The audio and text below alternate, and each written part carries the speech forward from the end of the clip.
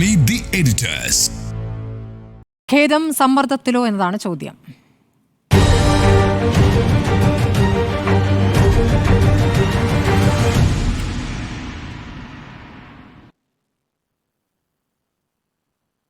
ഉണ്ണിബാലകൃഷ്ണൻ, ഇന്നലെ നമ്മൾ ഈ വിഷയം ചർച്ച ചെയ്തിരുന്നു. ഇന്നിപ്പോൾ മോഹൻലാലിന്റെ ഖേദപ്രകടനത്തോടു കൂടി വീണ്ടും ഈ വിഷയം ചർച്ചയ്ക്കെടുക്കേണ്ടി വന്നിരിക്കുകയാണ്. അപ്പോൾ ആ ഖേദപ്രകടനം എന്തുകൊണ്ടായിരിക്കാമെന്നാണ് തോന്നുന്നത്? സമ്മർദ്ദത്തിന്റെ ഭാഗമായിട്ടാണ്? നിശ്ചയമായും അക്കാര്യത്തിനകത്തൊന്നും എനിക്കൊരു സംശയമില്ല. മാത്രമല്ല, അത്തരത്തിലുള്ള ഖേദപ്രകടനത്തിൻ്റെ ആവശ്യം തന്നെ ഉണ്ടായിരുന്നു എന്ന് ഞാൻ വിചാരിക്കുന്നില്ല. നമ്മളിപ്പോൾ ഒരു കലാസൃഷ്ടി നടത്തുന്നത് ആരായാലും ആ കലാസൃഷ്ടി നടത്തുന്നത് ഉത്തമ ബോധ്യത്തിലായിരിക്കുമല്ലോ. ആ ഉത്തമ ബോധ്യമുള്ള ഒരാൾ ഒരു കലാസൃഷ്ടി നടത്തിക്കഴിഞ്ഞാൽ അതുമായി ബന്ധപ്പെട്ട് ഏതെങ്കിലും തരത്തിലുള്ള പ്രതിഷേധങ്ങൾ ഉണ്ടായാൽ പോലും ആ കലാസൃഷ്ടിയിൽ നിന്ന് അവർ പിന്നോട്ട് പോകുന്ന ഒരു രീതി നമ്മൾ കണ്ടിട്ടില്ല. സാധാരണഗതിയിൽ പല തരത്തിലുള്ള നാടകങ്ങൾക്കെതിരെ, ഇതിനു മുമ്പും സിനിമകൾക്കെതിരെ, കവിതകൾക്കെതിരെ ഒക്കെ തന്നെ പലതരത്തിലുള്ള പ്രതിഷേധങ്ങൾ രാജ്യത്ത് രൂപപ്പെട്ടിട്ടുണ്ട്. ആ രാജ്യത്ത് രൂപപ്പെട്ട പ്രതിഷേധങ്ങൾക്ക് മുന്നിൽ മുട്ടുമടക്കുന്ന ഒരു ആളെയും നമ്മൾ കണ്ടിട്ടില്ല. മറിച്ച് ആ സന്ദർഭങ്ങളിലെല്ലാം നമ്മുടെ നിയമവ്യവസ്ഥ ഈ പറയുന്ന കലാസൃഷ്ടി നടത്തുന്നവർക്ക് അനുകൂലമായി നിലപാടെടുക്കുകയും അതുമായി ബന്ധപ്പെട്ട എത്ര സുപ്രീം കോടതി ജഡ്ജ്മെൻറ്റുകൾ വരെയുണ്ട്. അപ്പോൾ ഇവിടെ ഈ പറയുന്ന മോഹൻലാലാണെങ്കിലും ആ സിനിമയുടെ അണിയറ പ്രവർത്തകർ അവരൊരു റീസെൻസറിങ്ങിന് തയ്യാറായിരിക്കുന്നു എന്ന് പറയുന്നത് അങ്ങേയറ്റം ഖേദകരമാണ്. അവർക്ക് അവരുടെ ബോധ്യത്തിൽ നിന്നുകൊണ്ടല്ലേ അവർ ഈ സിനിമ എടുത്തത്. അവർക്ക് ഇത് മനസ്സിലായില്ലേ? ഇപ്പോൾ പലതരത്തിലുള്ള ഫേസ്ബുക്ക് പോസ്റ്റുകൾ വരുന്നുണ്ട്. ഇതാദ്യം മോഹൻലാൽ കണ്ടിരുന്നില്ല. മോഹൻലാൽ കാണാതെയാണോ മോഹൻലാൽ ഒരു സിനിമയിൽ അഭിനയിക്കാൻ തീരുമാനിക്കുന്നത്? മോഹൻലാൽ അഭിനയിക്കുന്ന എല്ലാ സിനിമകളുടെയും തിരക്കഥകൾ മോഹൻലാൽ എന്നല്ല, ഏത് നടന്മാരായാലും നടിമാരായാലും അഭിനയിക്കുന്ന കഥാപാത്രങ്ങൾ അവർ മനസ്സിലാക്കിയിരിക്കും, ആ കഥ മനസ്സിലാക്കിയിരിക്കും, അതിൽ പ്രവർത്തിക്കുന്ന ആളുകളെ മനസ്സിലാക്കിയിരിക്കും.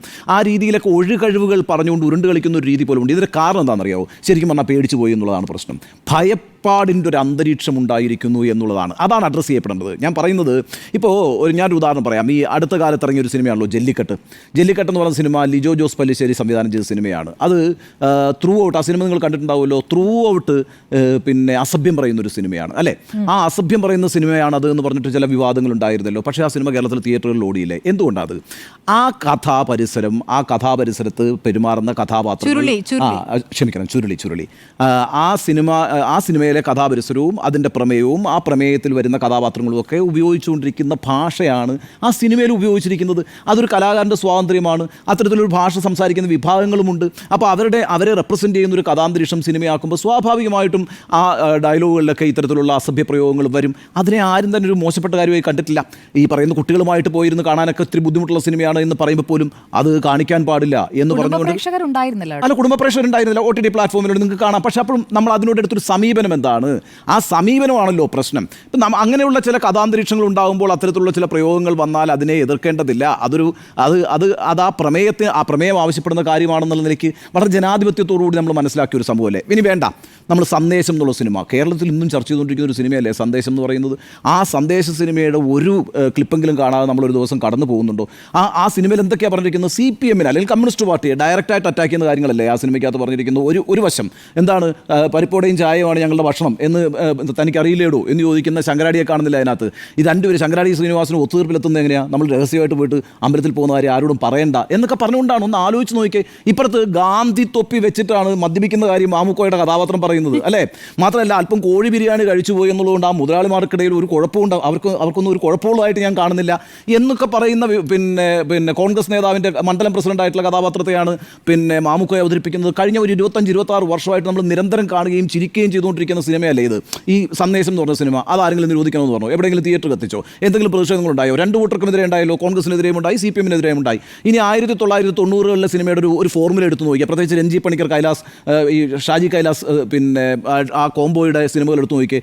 ആ സിനിമകളിലൊക്കെ കേരളത്തിൽ ഇനി ഏത് രാഷ്ട്രീയ വിഷയമാണ് ചർച്ച ചെയ്യാത്ത സിനിമ? എല്ലാ ചാരക്കേസ് മുതൽ ഇങ്ങോട്ട് എല്ലാ രാഷ്ട്രീയ വിവാദങ്ങളും എടുത്ത് ചർച്ച ചെയ്തിട്ടുള്ള സിനിമകളല്ലേ രഞ്ജി പണിക്കരുടെയൊക്കെ സിനിമ എന്ന് പറയുന്നത്. അതിനകത്ത് K കരുണാകരൻ ക്യാരക്ടറായിട്ട് വന്നിട്ടില്ലേ? EK നായനാർ ക്യാരക്ടറായിട്ട് വന്നിട്ടില്ലേ? VS അച്യുതാനന്ദൻ ക്യാരക്ടറായിട്ട് വന്നിട്ടില്ലേ? അപ്പോഴൊന്നും നമുക്ക് ഈ പറയുന്ന ഒരു പ്രതിഷേധവും ഉണ്ടായിരുന്നല്ലോ. എന്താ കാര്യം?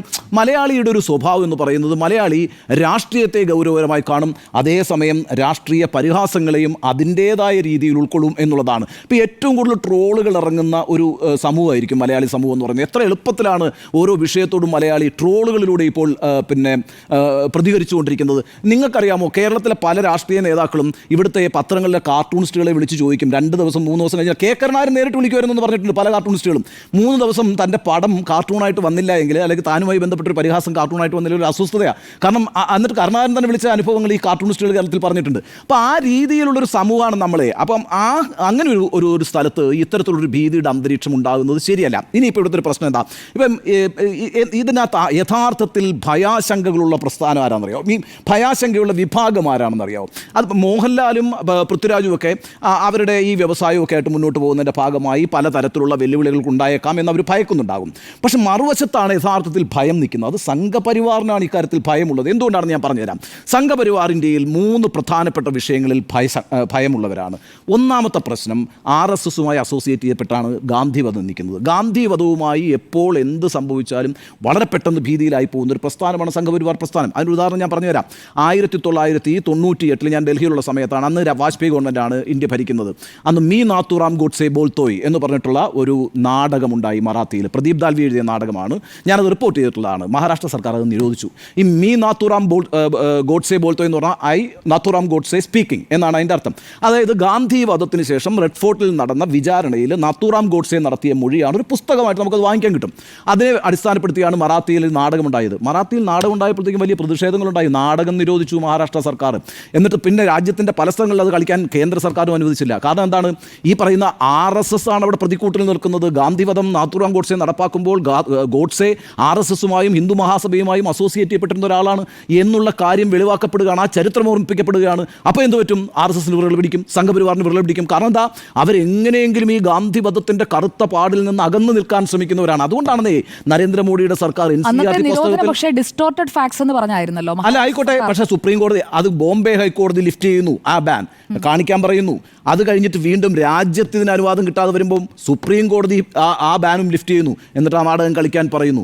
ഇത് മാത്രമല്ല ഞാൻ പറയുന്നത്, നാത്തുറാം ഗോഡ്സെയുമായി ബന്ധപ്പെട്ട എല്ലാ പാഠഭാഗങ്ങളും എന്തിനാണെന്നേ നരേന്ദ്രമോദി സർക്കാർ വളരെ സൂക്ഷ്മതയോടെ NCERT പുസ്തകങ്ങളിൽ നിന്ന് എടുത്ത് കളയുന്നത്.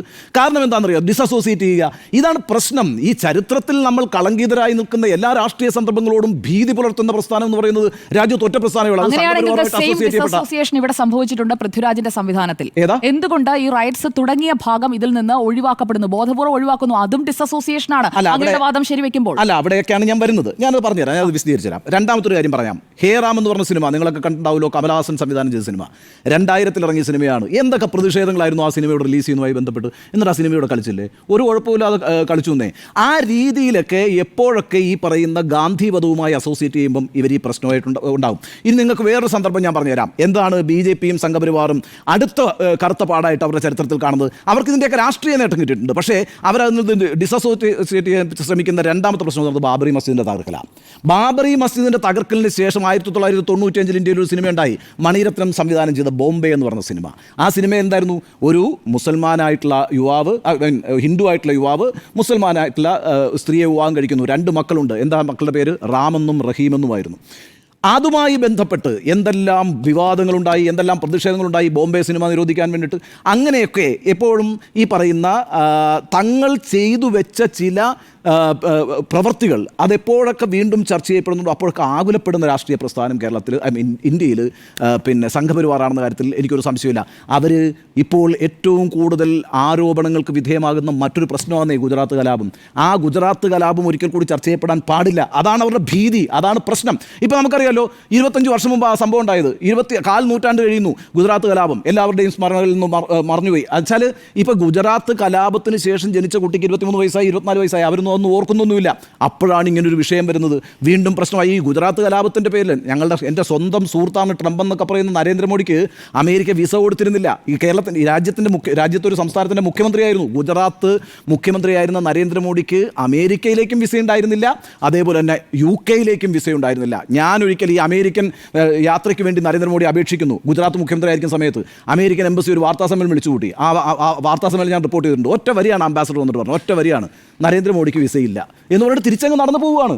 ഇത്ര ശക്തമായ തീരുമാനങ്ങൾ എടുത്തിട്ടുണ്ട് ലോകത്ത് ഈ വിഷയവുമായി ബന്ധപ്പെട്ട്. സ്വാഭാവികമല്ലേ? പിന്നീട് എന്ത് ചെയ്തു? അല്ല, പിന്നീട് രാജ്യത്തിന്റെ പ്രധാനമന്ത്രിയായി കഴിഞ്ഞാൽ പിന്നെ നിങ്ങൾക്ക് നിഷേധിക്കാൻ കഴിയുമോ? അത് വേറൊരു കാര്യമാണ്. അത് ഡിപ്ലോമാറ്റിക് റിലേഷനാണ്. അതേസമയം ഈ രാജ്യത്തെ ഒരു സംസ്ഥാനത്തിന്റെ മുഖ്യമന്ത്രിയായി ഇരുന്നു കൊണ്ട് ആ മുഖ്യമന്ത്രി ചെയ്തു വെച്ചാൽ, അല്ലെങ്കിൽ ആ മുഖ്യമന്ത്രിക്ക് റോൾ ഉണ്ടെന്ന് പറയുന്ന ഒരു വിഷയത്തിൽ ലോകം തന്നെ സംശയത്തോടുന്ന കാലഘട്ടത്തിലാണ് വിസ നിഷേധിച്ചത് നരേന്ദ്രമോദിക്ക്. പക്ഷേ when he became the prime minister of India, നിങ്ങൾക്ക് അത് ഡിനൈ ചെയ്യാൻ കഴിയില്ല. രണ്ട് രാജ്യങ്ങൾക്കിടയിൽ ഡിപ്ലോമാറ്റിക് റിലേഷൻ ഉണ്ടാകണം, അതിനകത്തൊന്നും സംശയമില്ല. അങ്ങനെയാണ് അത് മാറുന്നത്. എന്തെങ്കിലും ആയിക്കോട്ടെ. അദ്ദേഹം തന്നെ, എനിക്കൊരു സംശയമില്ലെന്നേ, ഗുജറാത്തിൽ ഈ പറയുന്ന നരേന്ദ്രമോദിയുടെ പേരിലുള്ള സ്റ്റേഡിയത്തിലേക്ക് അമേരിക്കൻ പ്രസിഡന്റിനെ കൊണ്ടുവന്ന ആളാണ് നരേന്ദ്രമോദി. അങ്ങനെയും കൂടി ഉണ്ട്. അങ്ങനെ പകരം വിട്ടിട്ടുണ്ട് നരേന്ദ്രമോദി. ഒരു സംശയം കാര്യത്തിനകത്തില്ല. അതെന്തുകൊണ്ടാണ് അഹമ്മദാബാദ് തിരഞ്ഞെടുത്തത്? ഒരിക്കൽ എനിക്ക് വിസ നിഷേധിച്ച സ്ഥലത്തെ പ്രസിഡന്റ് ഞാനിവിടെ അഹമ്മദാബാദിൽ നിന്ന് അയാളെ ഹോസ്റ്റ് ചെയ്യാൻ പോവുകയാണ് എന്ന് കാണിച്ചിട്ടുള്ള ആളുമാണ് നരേന്ദ്രമോദി. ഇതൊക്കെ ഞാൻ സമ്മതിക്കുന്നു. പക്ഷേ പ്രശ്നം എന്താണെന്ന് വെച്ചാൽ, ഈ പറയുന്ന മഹാത്മാഗാന്ധി വധവുമായി ബന്ധപ്പെട്ടാണെങ്കിലും, ബാബറി മസ്ജിദ് തകർത്ത സംഭവവുമായി ബന്ധപ്പെട്ടായാലും, ഗുജറാത്ത് കലാപവുമായി ബന്ധപ്പെട്ടായാലും എന്തെങ്കിലും പ്രശ്നങ്ങൾ ഉണ്ടാകുമ്പോൾ വളരെ പെട്ടെന്ന് ഇവർ പരിഭ്രമത്തിലാകുന്നു, ഭീതിയിലാകുന്നു. അത് ചർച്ച ചെയ്യാതിരിക്കാൻ വേണ്ടിയിട്ടുള്ള അന്തരീക്ഷം ഉണ്ടാക്കുന്നു. ആ അന്തരീക്ഷത്തിനെ എന്താ പറയുക, പ്രകോപനപരമാക്കുന്നു, ഭീതിയുടെ അന്തരീക്ഷം സൃഷ്ടിക്കുന്നു. ഞാനൊരു കാര്യം പറയാം. 1998 അധികാരത്തിൽ നിന്ന സർക്കാർ വാജ്പേയി സർക്കാരാണ്. വാജ്പേയി സർക്കാരിന് ഈ നാത്തുറാം ഗോഡ്സെ ബോൾത്തോ എന്ന നാടകത്തിൻ്റെ കാര്യത്തിനകത്തും അതുപോലെ തന്നെ 2000 ഇറങ്ങിയ ഹേറാമിൻ്റെ കാര്യത്തിനകത്ത് വലിയ മുന്നോട്ട് പോകാൻ കഴിഞ്ഞില്ല. എന്താ കാര്യം അറിയാമോ? സഖ്യകക്ഷി ഭരണത്തിൽ അവിടെ ഇരിക്കുന്ന BJPക്ക് ആ കരുത്ത് കാണിക്കാൻ കഴിയില്ല. എന്നാൽ ഇപ്പോൾ 2014 ശേഷം ഇന്ത്യയുടെ സാഹചര്യം അതല്ല.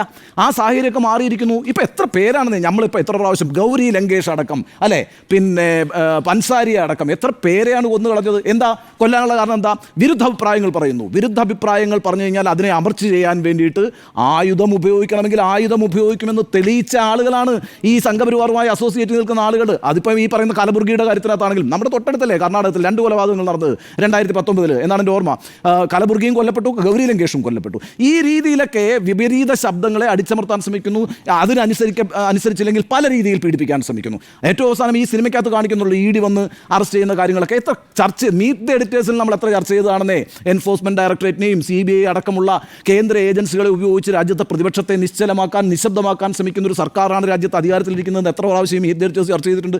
ആ അന്തരീക്ഷമൊക്കെ ഉള്ളപ്പോൾ അത്തരം കാര്യങ്ങൾ പറയുന്ന ചില സിനിമകൾ ഉണ്ടാകുന്നതിനെ എതിർത്തിട്ട് കാര്യമില്ല. കാരണം അറിയോ, സിനിമയാണെങ്കിലും നാടകമാണെങ്കിലും പാട്ടാണെങ്കിലും കവിതയാണെങ്കിലും നോവലാണെങ്കിലും നിങ്ങളുടെ ഉത്തമ ബോധ്യത്തിൽ നിന്ന് ഉണ്ടാക്കുന്ന ഒരു കൃതിയാണ്. അതിനകത്ത് പലതരത്തിലുള്ള വീക്ഷണങ്ങൾ വരും. നിങ്ങൾക്ക് അതിനെ എതിർക്കാം, നിങ്ങൾക്ക് അതിനോട് വിയോജിക്കാം, പക്ഷേ അത് പ്രകാശിപ്പിക്കരുതെന്ന് പറയാൻ കഴിയില്ല. ഇന്ത്യൻ രാജ്യത്തെ നിയമം അത് അനുശാസിക്കുന്നില്ല, അതിനെ അംഗീകരിക്കുന്നില്ല. ഈ രാജ്യം ഒരു നിയമവ്യവസ്ഥയിൽ പുലരുന്നതാണ്.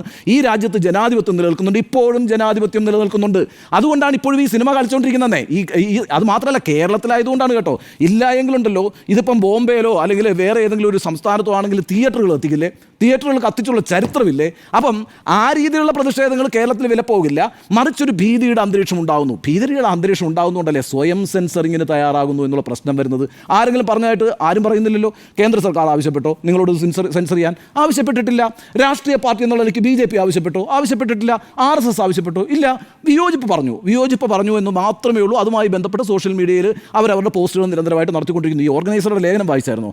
ഈ ഓർഗനൈസറുടെ ലേഖനത്തിനകത്ത് ആ ഓർഗനൈസറിലെ അത് എഴുതിയിരിക്കുന്ന ആൾ എത്രത്തോളം വ്യാകുലപ്പെട്ടിട്ടുണ്ടോ അറിയാമോ? ഈ സിനിമയുടെ ടെക്നിക്കലായ പരാജയങ്ങൾ, നല്ല ക്യാമറയല്ല, നന്നായി എഡിറ്റ് ചെയ്തിട്ടില്ല, അങ്ങനെയുള്ള നല്ല ഗൗരവകരമായിട്ടുള്ള സിനിമ പിന്നെ നിരൂപണവും കൂടി ഇതിനകത്ത് ഉണ്ടായിട്ടുണ്ട്. നിങ്ങൾ ഈ പറയുന്ന ചരിത്രത്തെ വളച്ചൊഴിച്ചു എന്നുള്ള വിമർശനം മാത്രമല്ല ഓർഗനൈസർ പറഞ്ഞിരിക്കുന്നത്. സിനിമ ആ സിനിമ മൊത്തത്തിൽ നന്നായിട്ടില്ല, അതിനകത്ത് പല വീഴ്ചകളുണ്ടെന്ന് മാത്രമല്ല. കണ്ടതല്ലേ നന്നായോ? അല്ല, ആ സിനിമയെക്കുറിച്ച് എനിക്ക് വേറൊരു അഭിപ്രായമുള്ളത്. ആ സിനിമ ഒട്ടും തന്നെ ഓർഗനൈസറിന്റെ നിരൂപകന്റെ പറഞ്ഞതുകൊണ്ട് അല്ലല്ല, ആ സിനിമയെ ഞാനൊരു വേറൊരു ആ സിനിമയെ വിലയിരുത്തേണ്ട ഒരു വേദിയല്ലല്ലോ ഇത്. ആ സിനിമയിൽ മാത്രമല്ല എനിക്ക് ഇഷ്ടപ്പെട്ടോ ഇല്ലയോ എന്നുള്ളതൊന്നും ഇതിനകത്ത് പ്രസക്തമായ ഒരു കാര്യവുമില്ല. അത് ചർച്ച ചെയ്യേണ്ട ഒരു സന്ദർഭത്തിൽ ഞാൻ ചർച്ച ചെയ്യാം. അത്തരത്തിൽ ഒരു കാര്യം ഞാൻ പറയാം, അങ്ങനെ എനിക്ക് ഇഷ്ടപ്പെട്ടൊരു സിനിമയൊന്നുമല്ല ആ സിനിമ. ആ രീതിയിൽ പറഞ്ഞ കേട്ടതുപോലത്തെ ഒരു ഹൈപ്പും ഒക്കെ ഉണ്ടാക്കിയതുപോലെ ഞാൻ ഒരുപാട് പ്രതീക്ഷയോടുകൂടി കണ്ടൊരു സിനിമയാണ്. പക്ഷേ അത് അത്ര ഒന്നും എന്നെ തൃപ്തിപ്പെടുത്തിയിട്ടില്ല. ഏതായാലും ഒച്ചയ്ക്കൊരു പ്രശ്നമുണ്ട്. അപ്പോൾ ഞാൻ പറഞ്ഞു വന്നത്, ഈ ഭീതിയുടെ അന്തരീക്ഷം ഉണ്ടാക്കിയിരിക്കുന്നു എന്നുള്ളത് കേരളത്തെ സംബന്ധിച്ചിടത്തോളം ഒട്ടും തന്നെ, രാജ്യത്തെ സംബന്ധിച്ചും കേരളത്തെ സംബന്ധിച്ച് പ്രത്യേകിച്ചും ഒട്ടും തന്നെ നല്ല കാര്യമല്ല. സ്വയം ആളുകൾ തീരുമാനമെടുത്ത് വന്നിട്ട് ഞങ്ങളിതാ ഇതിനകത്ത് 17 സീനുകൾ അങ്ങ് കട്ട് ചെയ്യാൻ പോകുന്നു, ഞങ്ങളോട് മാപ്പാക്കണം, അല്ലെങ്കിൽ ഞങ്ങൾ ആരെങ്കിലും വേദനിപ്പിച്ചിട്ടുണ്ടെങ്കിൽ അത് മനഃപൂർവ്വമല്ല എന്നൊക്കെ പറയുന്നൊരു അന്തരീക്ഷം ഉണ്ടാകുന്നതെന്ന് പറയുന്നത് ഞാൻ നേരത്തെ സൂചിപ്പിച്ചതുപോലെ ഒരു ഭീതിയുടെ അന്തരീക്ഷം ഉണ്ടാക്കി, ഭീഷണിയുടെ അന്തരീക്ഷം ഉണ്ടാക്കി, നിങ്ങളെ എന്താ പറയുക, ഒരു ആജ്ഞയോ നിർദ്ദേശമോ നൽകാതെ തന്നെ കീഴ്പ്പെടുത്താൻ കഴിയുന്ന ഒരു അന്തരീക്ഷം ഉണ്ടാകുന്നത് പൊളിറ്റിക്കലി നല്ലതല്ല, അത് ജനാധിപത്യത്തിന് നല്ലതല്ല, അത് മതേതരത്വത്തിന് നല്ലതല്ല, അത് അഭിപ്രായ സ്വാതന്ത്ര്യത്തിന് നല്ലതല്ല, അത് ആവിഷ്കാര സ്വാതന്ത്ര്യത്തിന് നല്ലതല്ല. കേരളത്തിൽ ഇത്തരം കാര്യങ്ങൾ സംഭവിക്കാൻ പാടില്ല. ഒരു കാര്യം കൂടി ഞാൻ പറയാം. 1986 ക്രിസ്തുവിൻ്റെ 6-ാം തിരുമുറിവ് എന്ന് പറഞ്ഞ നാടകം ഉണ്ടായത് കേരളത്തിൽ. ക്രിസ്തുവിൻ്റെ 6-ാം തിരുമുറിവ് നാടകം ഉണ്ടാകുന്ന സമയത്ത് കേരളം ഭരിച്ചിരുന്ന ആരാണെന്നറിയാമോ? കോൺഗ്രസ് ഗവൺമെൻറ്റാണ്, കെ കരുണാകരൻ്റെ ഗവൺമെൻറ്റാണ് അന്ന് ഭരിച്ചിരുന്നത്. ആ നാടകത്തെ നിരോധിച്ചു. നാടകം കളിക്കാൻ പാടില്ല എന്ന് പറഞ്ഞു. കാരണം അന്ന് തൃശ്ശൂർ അടക്കമുള്ള സ്ഥലങ്ങളിൽ സഭയുടെ നേതൃത്വത്തിൽ വലിയ പ്രതിഷേധങ്ങളുണ്ടായി. ആ നാടകത്തോടൊപ്പം അന്നേ കേരളം നിന്നത്. ആലപ്പുഴയിലാണ് ആ നാടകം, പിന്നെ ആലപ്പുഴയിലെ സൂര്യകാന്തി തിയേറ്റേഴ്സ് ആ നാടകം ചെയ്തത്. എനിക്കതുകൊണ്ട് ഞാൻ കോളേജിൽ പഠിക്കുന്ന സമയമാണ്, എനിക്ക് കൃത്യമായ ആ ചരിത്ര സന്ദർഭം ഓർമ്മയുണ്ട്. അന്ന് അത് ചെയ്യുമ്പോൾ കേരളം ഒറ്റക്കെട്ടായി നിന്നിട്ട് ഇത് ആവിഷ്കാര സ്വാതന്ത്ര്യമാണെന്ന് പറഞ്ഞു. ആവിഷ്കാര സ്വാതന്ത്ര്യം എന്ന് പറഞ്ഞപ്പോഴാണ് 1986 ആലോചിക്കണം. എത്ര വർഷങ്ങൾക്ക് മുമ്പാണ്, 4 പതിറ്റാണ്ടുകൾക്ക് മുമ്പ് അത്തരത്തിലൊരു ശക്തമായ നിലപാടെടുത്തിട്ടുള്ള സൊസൈറ്റിയാണ് കേരളം. ഇപ്പോൾ ഈ സിനിമ ഓടിക്കൊണ്ടിരിക്കുന്നു, ആ സിനിമയിൽ ആളുകൾ പോകുന്നതും ആ ഒരു ചരിത്രത്തിൻ്റെ പിന്തുടർച്ചയാണ്. അത് നമ്മൾ കാണണം. ഞാൻ ഇത്രയേ പറയുന്നുള്ളൂ, നിങ്ങൾക്കെതിരെ അഭിപ്രായം ഉണ്ടാകാം, നിങ്ങളുടെ വീക്ഷണം തന്നെ ആയിരിക്കണം എന്നില്ല ഒരു കഥയോ ഒരു നോവലോ ഒരു കവിതയോ ഒരു നാടകമോ പറയുന്നത്. പക്ഷേ അപ്പോഴും ഒരു കലാരൂപം എന്നുള്ള നിലയ്ക്ക് നമ്മളതിനെ മനസ്സിലാക്കുകയും അങ്ങനെ അഭിപ്രായം പറയാനുള്ള മറ്റൊരാളുടെ സ്വാതന്ത്ര്യത്തെ അംഗീകരിക്കുകയും ചെയ്യുമ്പോഴാണ് നല്ല ജനാധിപത്യവും നല്ല സംസ്കാരവും പുലരുക. ആ നല്ല ജനാധിപത്യവും സംസ്കാരവും പുലരുന്നതിന് വേണ്ടിയിട്ടുള്ള നിലപാടുകളായിരിക്കണം നമ്മൾ സ്വീകരിക്കുന്നത്. അങ്ങനെയാണ് കേരളം ഇതുവരെ മുന്നോട്ട് വന്നിട്ടുള്ളത്. ഇനി മുന്നോട്ട് പോകേണ്ടതും അങ്ങനെയാണ്. അതിനെതിരായി വരുന്ന ശബ്ദങ്ങളെ, അതിനെതിരായി വരുന്ന ഏതു നീക്കത്തെയും ആശങ്കയോടെയും സംശയത്തോടെയും തന്നെയാണ് നമ്മൾ കാണേണ്ടത്. അത് ആര് ഭീതിയുടെ അന്തരീക്ഷം ഉണ്ടാക്കാൻ ശ്രമിച്ചാലും, ആര് ഭീഷണിയുടെ അന്തരീക്ഷം ഉണ്ടാക്കാൻ ശ്രമിച്ചാലും അതിന് കീഴടങ്ങാതിരിക്കുക എന്നുള്ളത് കേരളം ഒറ്റക്കെട്ടായി എടുക്കേണ്ട തീരുമാനമാണെന്നാണ് എൻ്റെ നിലപാട്. ഖേദം സമ്മർദ്ദത്തിലോ എന്നാണ് ചോദ്യം. ഖേദം സമ്മർദ്ദത്തിൽ തന്നെയാണ്. യഥാർത്ഥത്തിൽ മോഹൻലാൽ ആരോടാണ് മാപ്പ് പറഞ്ഞതെന്നുള്ളതാണ്. ആരോടാണ് മാപ്പ് പറയുന്നത്? കാരണം മോഹൻലാലിന് ഈ സിനിമ വിവാദം ഉണ്ടായ ഘട്ടത്തിൽ മോഹൻലാലിനല്ല ഈ ടീമിന് മുഴുവൻ വലിയ ജനപിന്തുണ ലഭിക്കുന്നു. അത് സമൂഹ മാധ്യമത്തിലായാലും അതിലപ്പുറം രാഷ്ട്രീയ പാർട്ടികളായാലും, ഇപ്പോൾ കോൺഗ്രസ് ആയാലും കമ്മ്യൂണിസ്റ്റ് പാർട്ടി ആയാലും വിവിധ രാഷ്ട്രീയ നേതാക്കളുടെ പ്രതികരണമൊക്കെ ഈ സിനിമയ്ക്ക് പിന്തുണ നൽകുന്ന, ആവിഷ്കാര സ്വാതന്ത്ര്യത്തെ ഉയർത്തി കാണിച്ചുകൊണ്ടുള്ള പ്രതികരണങ്ങൾ തന്നെയാണ് മുഴുവൻ രാഷ്ട്രീയ നേതൃത്വം BJPയും RSSും ഒഴിച്ച് നടത്തിയിട്ടുള്ളത്. BJP ആയാലും ആദ്യഘട്ടത്തിൽ സിനിമ കാണുമെന്ന് തന്നെയാണ് പ്രധാനപ്പെട്ട നേതാക്കൾ പറഞ്ഞിരുന്നത്. ഇന്നേക്കാണ് സിനിമ കാണുന്നില്ല എന്ന തീരുമാനത്തിലേക്ക് എത്തുകയും ചെയ്തിരിക്കുന്നത്. അപ്പോൾ അങ്ങനെ വലിയൊരു പിന്തുണ ലഭിക്കുകയും കോടിക്കണക്കിന് ആരാധകരുള്ള മോഹൻലാലിന് ഭൂരിപക്ഷം വരുന്ന ആളുകൾ പിന്തുണ നൽകുമ്പോൾ ഒരു ചെറിയ വിഭാഗം മോഹൻലാലിനെ വിമർശിച്ചുകൊണ്ട് രംഗത്ത് വന്നപ്പോൾ അവരോടാണ് ഖേദപ്രകടനം നടത്തുന്നത്. മാത്രമല്ല ഈ സിനിമയിൽ അദ്ദേഹത്തിൻ്റെ പോസ്റ്റിൽ പറയുന്നത്, ആ വാചകങ്ങൾ കൃത്യമായി എടുത്തു പറയുകയാണ്. അദ്ദേഹം പറയുന്നത് സിനിമയെ ഏതെങ്കിലും ഒരു മതവിഭാഗത്തെ വിഷമിപ്പിക്കുന്നു, രാഷ്ട്രീയ പ്രസ്ഥാനത്തോടോ ആശയത്തോടോ മതവിഭാഗത്തോടോ വിദ്വേഷം പുലർത്തുന്നില്ല എന്ന് ഉറപ്പുവരുത്തേണ്ടത് എൻ്റെ കടമയാണ് എന്നാണ് പറയുന്നതാണ്. അതുകൊണ്ട് തന്നെ എൻ്റെ പ്രിയപ്പെട്ടവർക്കുണ്ടായ മനോവിഷമത്തിൽ എനിക്കും എമ്പുരാൻ ടീമിനും ആത്മാർത്ഥമായ ഖേദമുണ്ട് എന്ന്. അങ്ങനെ ഒരു മതവിഭാഗത്തോട് വിദ്വേഷം പുലർത്തുന്ന ഒരു സിനിമയാണതെന്ന് എനിക്ക് തോന്നിയിട്ടില്ല ആ സിനിമ കണ്ടപ്പോൾ. അങ്ങനെ ഒരു ഭാഗം അതിലില്ല എന്നാണ് ഞാൻ മനസ്സിലാക്കുന്നത്. ഒരു സംഭവ കഥയുമായി സാമ്യമുള്ള കാര്യങ്ങൾ ആ സിനിമയിലുണ്ട്. ഒരുപക്ഷെ അതിലെ വില്ലൻ്റെ പേര് ബജ്രംഗി എന്നതായിരിക്കാം ഒരുപക്ഷെ ഇതിനെ എതിർക്കുന്നവരെ ഏറ്റവും കൂടുതൽ എന്താ പറയുക ബുദ്ധിമുട്ടുണ്ടാക്കിയിരിക്കുന്നത്, അല്ലെങ്കിൽ വലിയ രീതിയിൽ ഈ വിമർശനങ്ങൾ ഉയർത്താൻ പ്രേരിപ്പിച്ചിരിക്കുന്നത് വേണം കരുതാൻ. അതിലെ വില്ലൻ്റെ പേര് ബജ്രംഗി എന്നാണ്. ബജ്രംഗി എന്നൊരു കഥാപാത്രം യഥാർത്ഥത്തിൽ ഈ ഗുജറാത്ത് കലാപവുമായി ബന്ധപ്പെട്ടുണ്ട് താനും. ആ കൂട്ടക്കൊലകളുമായി ബന്ധപ്പെട്ട് അയാൾ തന്നെ തുറന്നു പറച്ചിൽ നടത്തിയിട്ടുള്ളത് നമ്മുടെ ചരിത്രത്തിൽ കണ്ടിട്ടുള്ള കാര്യമാണ്. അപ്പോൾ ഒരുപക്ഷെ അതായിരിക്കാം ഈ തരത്തിലുള്ള വിദ്വേഷം ഈ രൂപത്തിൽ ഉയർത്താൻ കാരണം. ഇതിലേറ്റവും ഭയപ്പെടുത്തേണ്ട, ആശങ്കപ്പെടേണ്ട കാര്യം, ഒരു സിനിമ അതിൻ്റെ സെൻസറിങ് ഒക്കെ കഴിഞ്ഞ് തിയേറ്ററിൽ എത്തിക്കഴിഞ്ഞ ശേഷം ആൾക്കൂട്ടത്തിന് ഇട്ടുകൊടുക്കുകയാണ്, ആൾക്കൂട്ടത്തിൻ്റെ സെൻസറിങ്ങിലേക്ക് ഇട്ടുകൊടുക്കുകയാണ്. അപ്പോൾ അങ്ങനെ ഞങ്ങളല്ല പറയുന്നത്, ഞങ്ങൾ പറഞ്ഞില്ലല്ലോ, ഞങ്ങളത് റീസെൻസർ ചെയ്യുമെന്ന് പറഞ്ഞിട്ടില്ലല്ലോ, ഞങ്ങൾ എഡിറ്റ് ചെയ്യാൻ പറഞ്ഞിട്ടില്ലല്ലോ.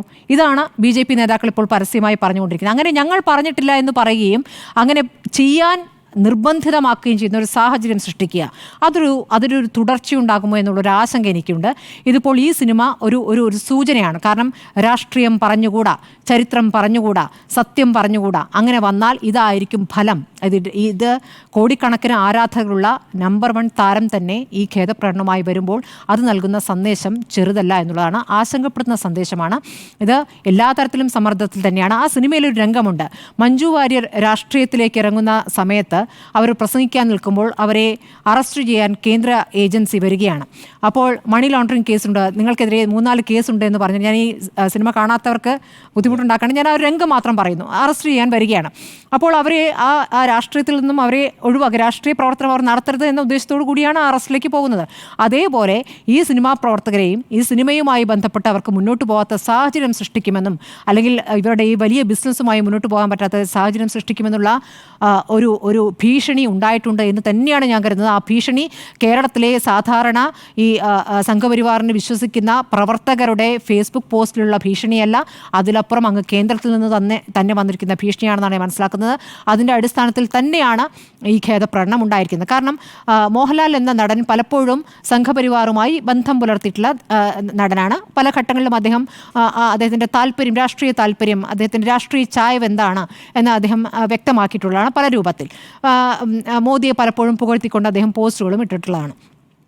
പക്ഷേ ഈ അയോധ്യ ക്ഷേത്രത്തിൻ്റെ ഉദ്ഘാടനത്തിന് അദ്ദേഹത്തെ വിളിച്ചപ്പോൾ അദ്ദേഹം പോയിട്ടില്ലെന്ന് തോന്നുന്നു. അതിന് അദ്ദേഹം പോയിട്ടില്ല. പക്ഷേ അതിനുശേഷം ഉണ്ടായിട്ടതാണ് ഈ സിനിമ. അപ്പോൾ അകന്ന് നിൽക്കുകയാണോ എന്ന് തോന്നലുണ്ടായിരിക്കാം. ഇപ്പോൾ മേജർ പദവി അദ്ദേഹത്തിൽ നിന്ന് എടുത്തു മാറ്റണമെന്ന് പറയും. മേജർ പദവി BJP കാലത്തല്ല അദ്ദേഹത്തിന് കിട്ടിയിട്ടില്ല, ആന്റണിയുടെ കാലത്താണെന്ന് ഞാൻ മനസ്സിലാക്കുന്നത്. അപ്പോൾ AK ആന്റണിയുടെ കാലത്താണ്, പ്രതിരോധ മന്ത്രിയായിരുന്ന കാലത്താണ്. അപ്പോൾ അതെടുത്ത് മാറ്റണം എന്നടക്കമുള്ള ആവശ്യങ്ങൾ ഒരു വശത്തൊക്കെ വരുന്നുണ്ട്. അപ്പോൾ ഇതൊക്കെ തന്നെയും ഒരു സമ്മർദ്ദമാകുന്നു. അതല്ലാതെ ഇവർക്ക് ഈ അഭിനയം, നിർമ്മാണം എന്ന ബിസിനസ്സുമായി മുന്നോട്ട് പോകാൻ പറ്റാത്തൊരു സാഹചര്യം സൃഷ്ടിക്കപ്പെടും എന്നുള്ള ആശങ്ക ഉണ്ടാക്കിയിരിക്കുന്നു. അതുകൊണ്ടാണ് മോഹൻലാൽ ഇങ്ങനെ ഒരു പോസ്റ്റ് ഇടുകയും അതിലൊന്നും പറയാതെ അത് ഷെയർ ചെയ്യുകയാണ് പൃഥ്വിരാജ് ചെയ്തിരിക്കുന്നത്. ഇനി പൃഥ്വിരാജുമായി ബന്ധപ്പെട്ടാണെങ്കിൽ പൃഥ്വിരാജ് എന്ന നടൻ, സംവിധായകൻ, നിർമ്മാതാവ് പൃഥ്വിരാജിനെ കോർണർ ചെയ്തുകൊണ്ട്, അല്ലെങ്കിൽ പൃഥ്വിരാജാണ് ഇതെല്ലാം ചെയ്തിരിക്കുന്നത്, പൃഥ്വിരാജിൻ്റെ ബുദ്ധിയിൽ ഉദിച്ചതാണ്, മോഹൻലാൽ ഒന്നും അറിയാതെ അതിൽ അഭിനയിക്കുകയാണ്, അദ്ദേഹം അറിഞ്ഞിട്ടേ ഇല്ല, അദ്ദേഹം കണ്ടിട്ടേ ഇല്ല എന്ന രൂപത്തിലൊക്കെ ഒരു നരേറ്റീവ് സൃഷ്ടിക്കാൻ ശ്രമിക്കുന്നുണ്ട്. അങ്ങനെയല്ല. ആ സിനിമ ഒരാളൊരു സിനിമയിൽ അഭിനയിക്കുമ്പോൾ, പ്രത്യേകിച്ച് ഇദ്ദേഹത്തെ പോലെ പ്രധാനപ്പെട്ട ഒരു നടൻ ആ സിനിമയുടെ പ്ലോട്ട് അറിയാതെയാണോ അഭിനയിക്കുന്നത്? അതിൻ്റെ കഥകളൊന്നും, കഥ എങ്ങനെയാണ് പോകുന്നതെന്നും അതിൽ എന്താണ് തൻ്റെ റോളെന്നും അറിയാതെയാണോ അദ്ദേഹം അഭിനയിക്കുന്നത്? അങ്ങനെയല്ലല്ലോ. ഇപ്പോൾ പൃഥ്വിരാജുമായി ബന്ധപ്പെട്ട് ഇപ്പോൾ പൃഥ്വിരാജിൻ്റെ അമ്മ തന്നെ അതിലൊരു വേദനിച്ചിട്ടുള്ളൊരു അമ്മയുടെ പ്രതികരണമാണ്. അവരൊരു ഫേസ്ബുക്ക് പോസ്റ്റും വന്നിട്ടുണ്ട്. ഈ സിനിമയുടെ എല്ലാ ഘട്ടത്തിലും മോഹൻലാലുമായിട്ടും ഈ ആന്റണി പെരുമാറുമായിട്ട് കൃത്യമായി ചർച്ച നടത്തിയിട്ട് തന്നെയാണ് മകൻ ഈ സിനിമ ചെയ്തിട്ടുള്ളത്. ഓരോ ഷോട്ടും കാണിച്ചു കൊടുത്തിട്ടുണ്ട്. അതിലെടുക്കുന്ന സമയം, മകൻ അമ്മയെ വിളിക്കുമ്പോൾ മകനെ കിട്ടുന്നില്ല, ഞാനിതിപ്പോൾ തിരക്കിലാണ് അമ്മേ, ഞാനിപ്പോൾ ഈ സിനിമയുമായി ബന്ധപ്പെട്ട് ഞാൻ ഇവരെ കാര്യങ്ങൾ ബ്രീഫ് ചെയ്യുകയാണ്, ഇത് കാണിച്ചുകൊണ്ടിരിക്കുകയാണ് എന്ന് പറഞ്ഞ് ഫോൺ കട്ട് ചെയ്യുന്നു. അത്ര പോലും അമ്മയ്ക്ക് മകനോട് സംസാരിക്കാൻ ഇട കിട്ടിയിട്ടില്ല. അപ്പോൾ ഇത് എല്ലാവരും കൂട്ടായിട്ടുള്ള ഒരു പരിപാടിയാണ്, ഉത്തരവാദിത്തമുള്ള കാര്യമാണ്. അതിൽ തൻ്റെ മകനെ മാത്രം എടുത്തു കാട്ടി മകനെ കുറ്റപ്പെടുത്തിക്കൊണ്ടുള്ള പ്രതികരണങ്ങൾ വരുന്നതിലാണ് അമ്മ ആ ഖേദപ്രകടനം നടത്തിയിട്ടില്ല. ഇനി ഞങ്ങൾ ഭീഷണിപ്പെടുത്തിയിട്ടില്ല എന്ന് പറയുന്നു. ഭീഷണി പല രൂപത്തിലാണെന്നേ. ഇപ്പോൾ IS ബന്ധം പറയുകയാണ്. അദ്ദേഹം ഒരു സിനിമാഭിനയത്തിന് വിദേശത്തായിരുന്ന സമയത്ത് അവിടെ വെച്ച് IS-മായി ബന്ധമുണ്ടായിരിക്കാം എന്നാണ്, ജോർദാനിൽ. അവിടെ വെച്ച് IS-മായി ബന്ധപ്പെട്ടിട്ടുണ്ടാകാം, അവരുടെ നിലപാടുമായി അതിൽ സ്വാധീനപ്പെട്ടിട്ടുണ്ടാകാം, അത് അന്വേഷിക്കേണ്ടതാണ് എന്ന് പറയുകയാണ്. അപ്പോൾ ആ അന്വേഷിക്കേണ്ടതാണ് എന്ന് പറയുന്ന ആ വാചകങ്ങളിൽ തന്നെ ഭീഷണിയുണ്ട്.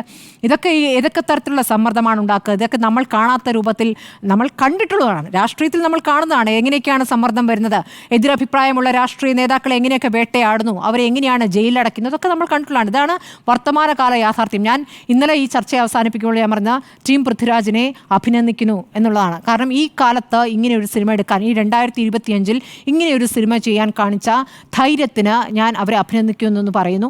ഇന്നിപ്പോൾ മോഹൻലാലിൻ്റെ മാപ്പിലും ഞാൻ മോഹൻലാലിൻ്റെ ഒരു സിനിമയിലെ കാലാപ്പാനിലെ രംഗമെടുത്ത് അദ്ദേഹം ഷൂ നക്കുന്നു, മാപ്പ് പറഞ്ഞുകൊണ്ട് ഷൂ നക്കുന്നു എന്നൊരു ചിത്രം എടുത്തുകൊണ്ട് മോഹൻലാലിനെ അപമാനിക്കുന്ന പോസ്റ്ററുകൾ ചിലരിടുന്നുണ്ട്. ഞാൻ അതിനും തയ്യാറല്ല. ഞാൻ മോഹൻലാലിൻ്റെ ഖേദപ്രകടനത്തെ അദ്ദേഹത്തിൻ്റെ ഗതികേടിൽ നിന്നുള്ള ഖേദപ്രകടനമായിട്ടാണ് ഞാൻ കാണുന്നത്. അവരെ സംബന്ധിച്ച സമ്മർദ്ദം ഇപ്പോൾ നമ്മളെ മേലും സമ്മർദ്ദം ഒരുപാട് വേറെ രൂപത്തിലൊക്കെ വന്നു കഴിഞ്ഞാൽ നമുക്ക് പ്രവർത്തിക്കാൻ പറ്റാതാകുന്ന തരത്തിലുള്ള സമ്മർദ്ദത്തിലേക്കൊക്കെ കാലം വന്നുകൊണ്ടിരിക്കുകയാണ്. അപ്പോൾ അത് നിർബന്ധിതമായ സാഹചര്യമാണെന്ന് വളരെ വ്യക്തമാണ്. അതിൻ്റെ ഭാഗമായിട്ടുണ്ടായ ഖേദപ്രകടനം എന്നതിനപ്പുറം ഇതിനൊരു തുടർച്ചയുണ്ടാകുമെന്നും ഇനി ഈ തരത്തിൽ രാഷ്ട്രീയം സംവദിക്കുന്ന സിനിമകൾ ചെയ്യാൻ ധൈര്യപ്പെടുമോ എന്നുമുള്ള ആശങ്കയാണ് എനിക്ക് ഈ ഘട്ടത്തിൽ തോന്നുന്നത്. ഈ ഖേദപ്രകടനം സമ്മർദ്ദത്തിൽ തന്നെയാണ് എന്ന കാര്യത്തിൽ എനിക്ക് തർക്കമില്ല. ശ്രീ ആന്റോ. ഞാൻ പറയുന്നത് കഴിഞ്ഞ 4 പതിറ്റാണ്ടായി കേരളത്തിലെ മലയാളികൾ ആരാധിക്കുന്ന ഒരു പ്രമുഖ നടനായിട്ടുള്ള മോഹൻലാൽ ഇന്നൊരു ഖേദപ്രകടനം നടത്തുമ്പോൾ അദ്ദേഹത്തെ ആരാധിക്കുന്ന ശേഷം 3-4 കോടി വരുന്ന മലയാളികളെ സംബന്ധിച്ചിടത്തോളം അതിലൊരാൾ പോലും വേദനിക്കരുത് എന്നുള്ള അർത്ഥത്തിൽ അതിനെ കണ്ടാൽ മതി. അതിനേക്കാളും അപ്പുറം അതിനെ കാണേണ്ട കാര്യമില്ല. അദ്ദേഹത്തെ എല്ലാ മലയാളികളും ഒരുപോലെ ആരാധിക്കുന്നവരാണ്. അദ്ദേഹത്തെ ഇഷ്ടപ്പെടാത്ത ഒരു മലയാളി ഉണ്ടെന്ന് ഞാൻ വിശ്വസിക്കുന്നില്ല. ഏതെങ്കിലും ഒരു രീതിയിൽ മോഹൻലാലുമായി ബന്ധപ്പെടുന്ന ആൾക്കാരാണ് മലയാളികൾ എന്ന് പറയുന്നത്. അദ്ദേഹത്തിൻ്റെ സിനിമ കാണാത്ത ഒരു മലയാളി ഇന്ന് ജീവിച്ചിരിക്കുന്നുണ്ടെന്ന് ഞാൻ വിചാരിക്കുന്നില്ല. കാരണം അത്രയധികം ആത്മബന്ധം മലയാളികൾ ഈ പറയുന്ന മോഹൻലാൽ സിനിമയിൽ കൂടി അദ്ദേഹത്തോട് പുലർത്തി വരുന്നതാണ്. അപ്പോൾ അദ്ദേഹത്തെ സംബന്ധിച്ചിടത്തോളം അദ്ദേഹത്തെ ഇത്ര വലിയ നടനാക്കി മാറ്റുന്നതെന്ന് പറയുന്നത് മലയാളികളാണ്. കാരണം അവരുടെ ഇടയിൽ അദ്ദേഹത്തിന് ഒരു മോശമുണ്ടായി, അവർക്ക് ആർക്കെങ്കിലും ഒരാൾക്ക് അതിനകത്ത് രാഷ്ട്രീയം, മതം, അതുപോലെ ഒരു സംവിധാനം ഉണ്ടെന്ന് ഞാൻ വിശ്വസിക്കുന്നില്ല. അതിൽ ഒരാൾക്ക് പോലും വേദന ഉണ്ടായിട്ടില്ല. അദ്ദേഹത്തിന് ആ വേദന ഈ മോഹൻലാലിൻ്റെ അഭിനയം കൊണ്ടൊരു വേദന ഉണ്ടായാൽ അത് അംഗീകരിച്ച് കൊടുക്കേണ്ട ഉത്തരവാദിത്വം മോഹൻലാലിനില്ല. അതുകൊണ്ട് അദ്ദേഹം ശക്തമായ രീതിയിൽ അദ്ദേഹം പറഞ്ഞൊരു കാര്യമെന്ന് പറയുന്നത്, ഞാൻ ഖേദം പ്രകടിപ്പിക്കുന്നു. എന്തിനാണ് നിങ്ങൾക്ക് ഓരോ മലയാളികൾക്കും ഏതെങ്കിലും ഒരു മലയാളിക്ക് ഒരു വിഷമം ഉണ്ടായിട്ടുണ്ടെങ്കിൽ അതിൽ ഞാൻ ഖേദം പ്രകടിപ്പിക്കുന്നു. എത്രയോ സത്യസന്ധമായിട്ടുള്ള ഒരു അഭിപ്രായമാണ് അദ്ദേഹത്തിൻ്റെ ഭാഗത്തുനിന്ന് വന്നതെന്നുള്ളതാണ്. എന്തുകൊണ്ടാണ് അതിന് കാരണമെന്ന് പറയുന്നത് ഒരു സമ്മർദ്ദമുണ്ടായി. എന്തുകൊണ്ടാണ് ആ സമ്മർദ്ദം ഉണ്ടാകുന്നത്? ആ സമ്മർദ്ദം ഉണ്ടാകുന്നത് ഈ പറയുന്ന മുരളി ഗോപിൻ്റെ സ്ക്രിപ്റ്റാണല്ലോ അത്. ഈ മുരളി ഗോപി നല്ല വൃത്തിയായി എഴുതി സംവിധാനം ചെയ്യേണ്ട ഒരു പടം, അല്ലെങ്കിൽ എഴുതി പൃഥ്വിരാജിന് കൊടുത്ത ഒരു കഥ, ആ കഥയിൽ കാര്യമായ മാറ്റം വരുത്താതെ അത് ഷൂട്ട് ചെയ്യുന്നു എന്നുള്ളതാണ്. അപ്പം ആരുടെ ഈ പറയുന്ന കഥ വെട്ടുമ്പോൾ, അല്ലെങ്കിൽ ഈ പറയുന്ന ഷൂട്ട് ചെയ്ത് ടെലികാസ്റ്റ് ചെയ്യാൻ തുടങ്ങിയാലാണ് തിയേറ്ററിൽ പ്രദർശിപ്പിച്ചുകൊണ്ടിരിക്കുന്ന ഒരു സിനിമ, അതിൽ നിന്ന് 17 ഭാഗങ്ങൾ വെട്ടുമ്പോൾ അത് വെട്ടുന്നത് ശരിക്കും പൃഥ്വിരാജിൻ്റെ അല്ല, അത് വെട്ടുന്നത് മുരളി ഗോപിൻ്റെയാണ്. ഞാൻ ഇതിൻ്റെ അകത്ത് ഒരു ഖേദപ്രകടനം പ്രതീക്ഷിക്കുന്നത് എന്ന് ആരുടെ അടുത്തുനിന്നാണ്? മുരളി ഗോപിൻ്റെ അടുത്തുനിന്നാണ്. അങ്ങനെ ഒരു മുരളി ഗോപി ഒരു ഖേദപ്രകടനം നടത്തുമെന്ന് ഞാൻ വിശ്വസിക്കുന്നില്ല. അദ്ദേഹം അങ്ങനെ ഒരു ഖേദപ്രകടനം നടത്തുന്നുണ്ടെങ്കിൽ മാത്രം ഈ പറയുന്ന കഥയ്ക്ക് എന്തെങ്കിലും പ്രശ്നമുണ്ട് എന്ന് വിചാരിച്ചാൽ മതി. കാരണം ഒരു കഥയുണ്ടാക്കി ആ കഥ വിഷ്വൽ ആവിഷ്കാരം നടത്തുന്ന സമയത്ത് അതൊരു സിനിമയായി മാറുന്നത് അല്ലേ.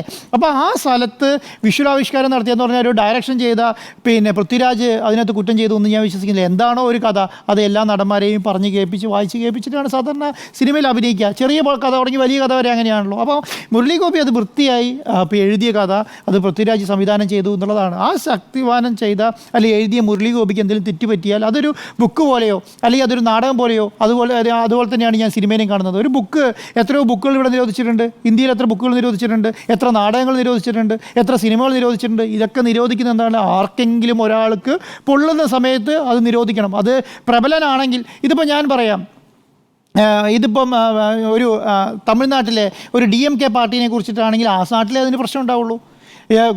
കർണാടകയിലെ ഒരു സാധാരണ പാർട്ടീനെ സംബന്ധിച്ചിടത്തോളം ഉണ്ടെങ്കിൽ അവരെ കുറിച്ച് വേറൊരു സ്ഥലത്ത് അത് നിരോധിക്കാൻ പറയില്ല.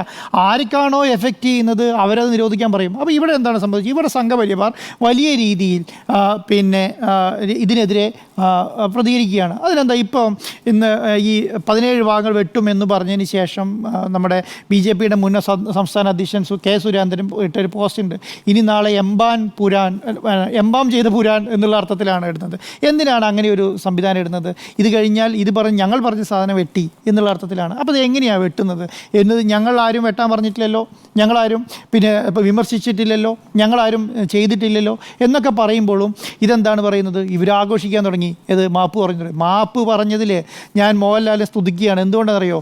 മോഹൻലാൽ മാപ്പ് പറഞ്ഞില്ലായിരുന്നെങ്കിലുണ്ടല്ലോ സംഘപരിവാർ പെട്ടേനെ.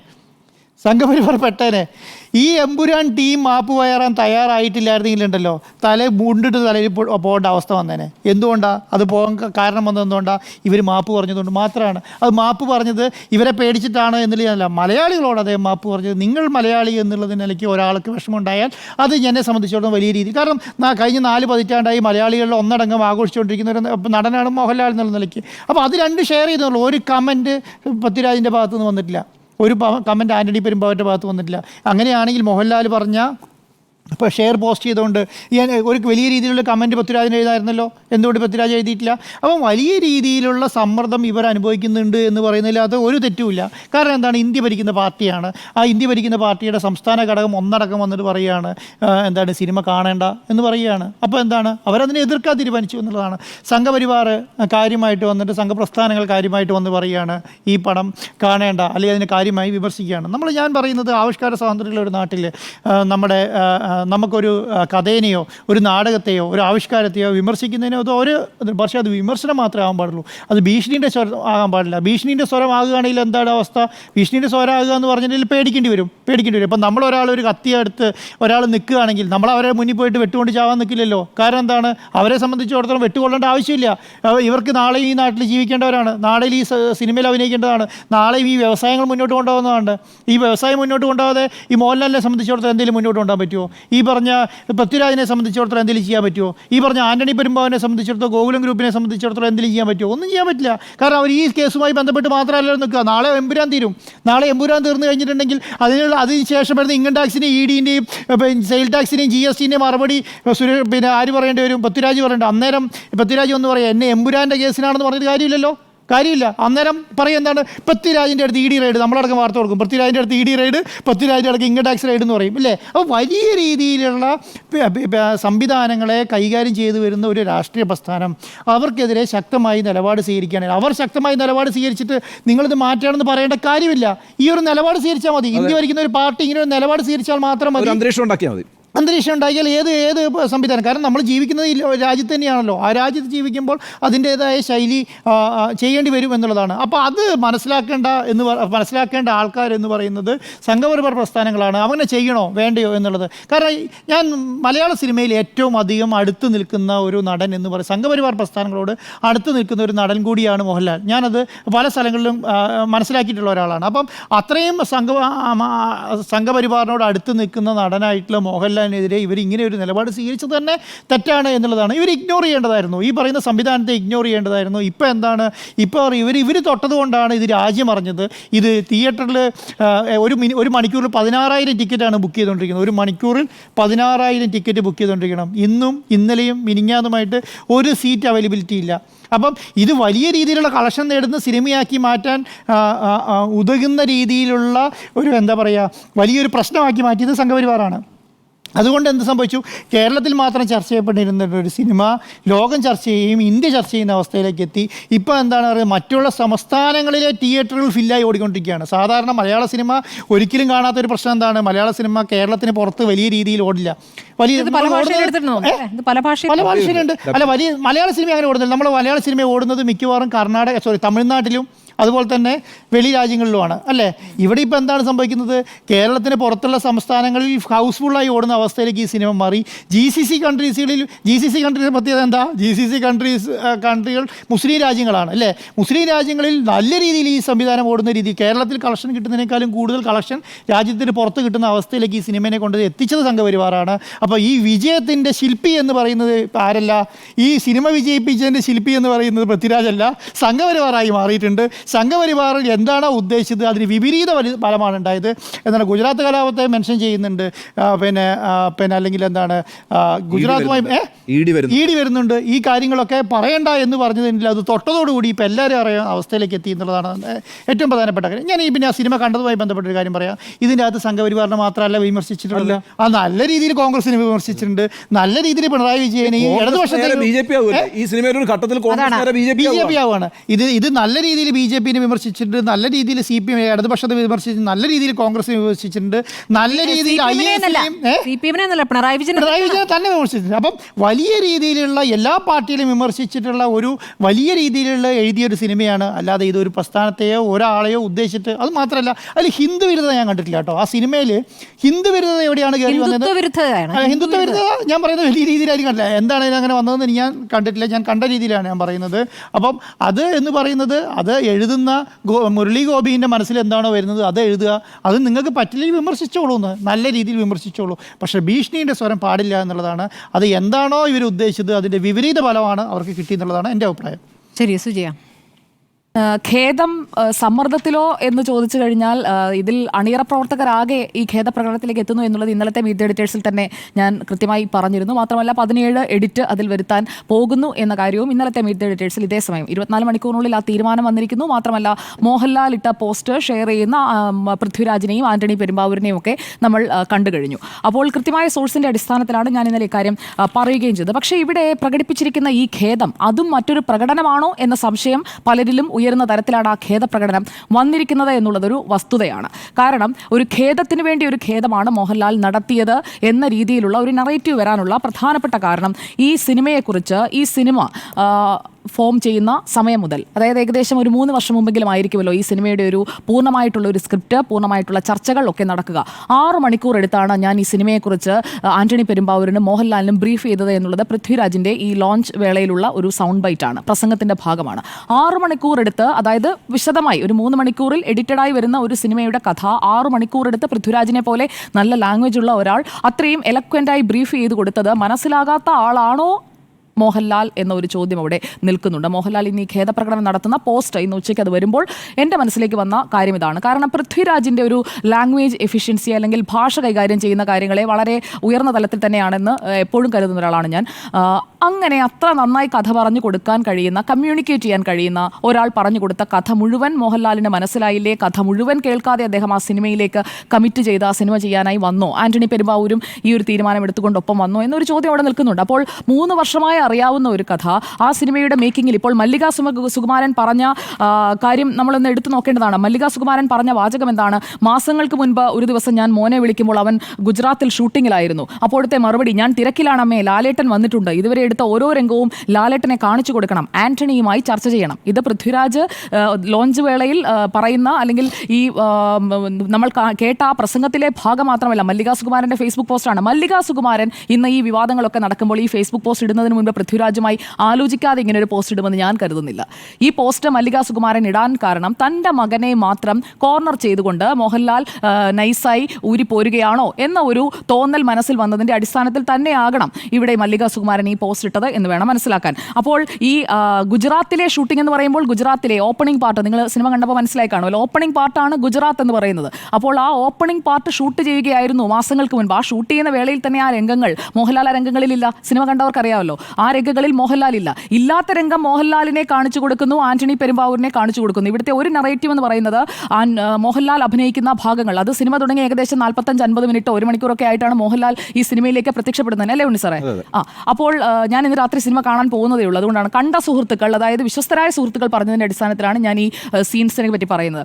അപ്പോൾ 45-50 മിനിറ്റ് ആകുമ്പോൾ ഉള്ള സീനിൽ വരുന്ന മോഹൻലാൽ ഈ ആദ്യത്തെ എൻട്രി പാക്ക് എന്ന് പറയുന്ന ആദ്യ 30 മിനിറ്റ് ഷൂട്ട് ചെയ്ത ഗുജറാത്തിലെ സീൻസ് ഞാൻ ലാലേട്ടൻ ഒന്ന് കാണിച്ചു കൊടുക്കാൻ പോകുന്നു എന്ന് അമ്മേ എന്ന് പറഞ്ഞിട്ടുണ്ടെങ്കിൽ, ഒരമ്മ മകനെക്കുറിച്ച് ആ കോൺവെർസേഷൻ എന്താണ് എന്നുള്ളത് വിതിൻ കോട്സ് പറഞ്ഞുകൊണ്ടൊരു പോസ്റ്റ് ഇടണമെന്നുണ്ടെങ്കിൽ അതിൻ്റെ ആധികാരികതയെ നമ്മൾ ചോദ്യം ചെയ്യേണ്ടതില്ല. ഒരു അമ്മ മകൻ ബന്ധം വളരെ ദൃഢമാണ് മല്ലിക സുകുമാരനും പൃഥ്വിരാജും തമ്മിൽ.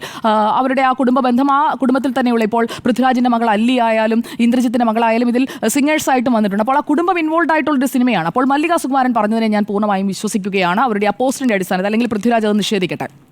അപ്പോൾ ഇതുവരെ എടുത്ത ഓരോ സീനും ഇതുവരെ എടുത്ത പറയട്ടെ സാർ, ഞാൻ പറഞ്ഞോട്ടെ, ഇതുവരെ എടുത്ത ഓരോ സീനും ലാലേട്ടനെ കാണിച്ചു കൊടുത്തു, ആന്റണിയുമായി ചർച്ച ചെയ്യണം എന്ന് പറയുന്ന പൃഥ്വിരാജ് മാത്രമായി ഇതിൽ മാറി നിൽക്കേണ്ട ഒരു സാഹചര്യമില്ല. ഇതിൽ ഖേദം പ്രകടിപ്പിച്ചിരിക്കുന്നത് എമ്പുരാന്റെ ഹോൾ ടീമാണ്. ആ എമ്പുരാന്റെ ഹോൾ ടീം ഖേദം പ്രകടിപ്പിച്ചത് തങ്ങൾ ഇതിൽ ക്രിയേറ്റ് ചെയ്തിരിക്കുന്ന സീൻസ് അത് മാറ്റേണ്ടതാണ്, അതിൻ്റെ ക്രിയേഷനിൽ ഞങ്ങൾക്ക് തെറ്റുപറ്റിപ്പോയി, അതുകൊണ്ടാണ് ഈ ഖേദം എന്ന് പറയുന്നത്. ഖേദമുണ്ടാകുന്നത് എപ്പോഴാണ്? നമുക്ക് തെറ്റുപറ്റിയെന്ന് സ്വയം തോന്നുമ്പോഴാണ്. അല്ലാതെ തെറ്റുപറ്റി എന്ന് വളരെ ചുരുക്കം ആളുകളാണ്. കേരളത്തിലെ ജനസംഖ്യ എടുത്തു വെച്ച് നോക്കിക്കഴിഞ്ഞാൽ എത്ര പേർ ഈ പോസ്റ്റ് ഇട്ടുണ്ടാകും? ഞാൻ സൈബർ സ്പേസ് മുഴുവൻ എടുത്തു നോക്കി. ഇപ്പോൾ സാക്ഷാൽ മുഖ്യമന്ത്രി ഇന്നലെ വൈകിട്ട് എമ്പുരാൻ കാണുകയാണ്. നമ്മൾ മീറ്റ് ദ എഡിറ്റേഴ്സിൽ ചർച്ച ചെയ്യുന്ന സമയത്ത് അദ്ദേഹം എമ്പുരാൻ കാണുകയാണ്, കുടുംബസമേതം പോയി എമ്പുരാൻ സിനിമ കാണുകയാണ്. അതിനുശേഷം എല്ലാ പിന്തുണയും, ഒരു സ്റ്റേറ്റിന്റെ ഏറ്റവും പ്രധാനപ്പെട്ട ആളാണെന്ന് ആലോചിക്കണം, മുഖ്യമന്ത്രി പിണറായി വിജയൻ ഒരു പിന്തുണ കൊടുത്തിട്ട് ആ പിന്തുണ പോരെ പൃഥ്വിരാജിന്? പൃഥ്വിരാജ് ഒരു ഇടതുപക്ഷ രാഷ്ട്രീയം ഉയർത്തിപ്പിടിക്കുന്ന ആളാണെന്നാണ് ഞാൻ മനസ്സിലാക്കുന്നത്. അപ്പോൾ പൃഥ്വിരാജിന് ആ പിന്തുണ പോരെ? വിവിധ വിഷയങ്ങളിൽ പൃഥ്വിരാജ് ഇടത് രാഷ്ട്രീയം മുന്നോട്ട് വയ്ക്കുന്ന CA അടക്കമുള്ള വിഷയങ്ങളിൽ, ലക്ഷദ്വീപ് അടക്കമുള്ള വിഷയങ്ങളിലൊക്കെ നിലപാടെടുത്തിട്ടുള്ള ആളാണ്. അപ്പോൾ മുഖ്യമന്ത്രി പിണറായി വിജയൻ കൊടുക്കുന്ന പിന്തുണ, അത് കഴിഞ്ഞ് അടുത്തത് വരുന്നു VD സതീശൻ പ്രതിപക്ഷ നേതാവ് കൊടുക്കുന്ന പിന്തുണ.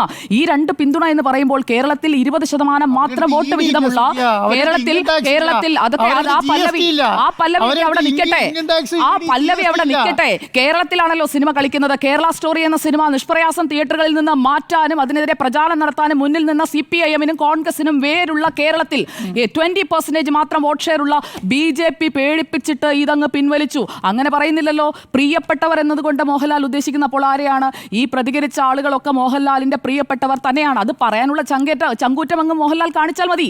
അതാണ് അദ്ദേഹം ഇപ്പോൾ കാണിച്ചിരിക്കുന്നത് എന്നതുകൂടി ഇതിൽ മനസ്സിലാക്കേണ്ടിയിരിക്കുന്നു. കാരണം അദ്ദേഹത്തിന്റെ പോസ്റ്റ് ഇങ്ങനെയാണ്: ഒരു കലാകാരൻ എന്ന നിലയിൽ എൻ്റെ ഒരു സിനിമയും ഏതെങ്കിലും രാഷ്ട്രീയ പ്രസ്ഥാനത്തോടോ ആശയത്തോടോ മതവിഭാഗത്തോടോ വിദ്വേഷം പുലർത്തുന്നില്ല എന്ന് ഉറപ്പുവരുത്തേണ്ടത് എൻ്റെ കടമയാണ്.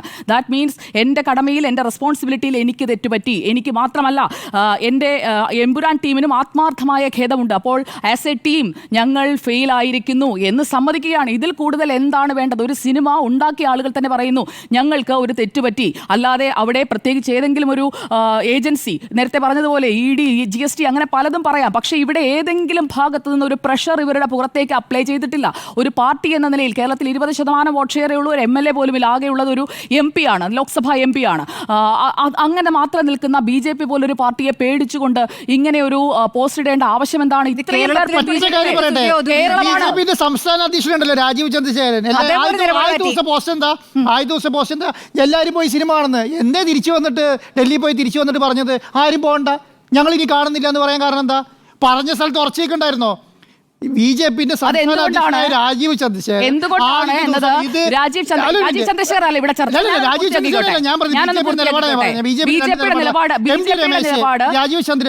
പറഞ്ഞത്? സിനിമയാണ്, ഈ സിനിമ എല്ലാവരും പോയി കാണണം എന്ന് പറഞ്ഞ ആൾക്കാർ ഡൽഹിയിൽ പോയി തിരിച്ചു വന്നപ്പോ പറയാണ് ആര് സിനിമ ഡൽഹിയിൽ നിന്ന് തന്നെയാണ്. അതെ, ഡൽഹിയിൽ ആയിക്കോട്ടെ, ഡൽഹിയിൽ നിന്ന് ആയിക്കോട്ടെ, ഇങ്ങനെയാണ് ഈ പറഞ്ഞുകൊണ്ടിരിക്കുന്നത്.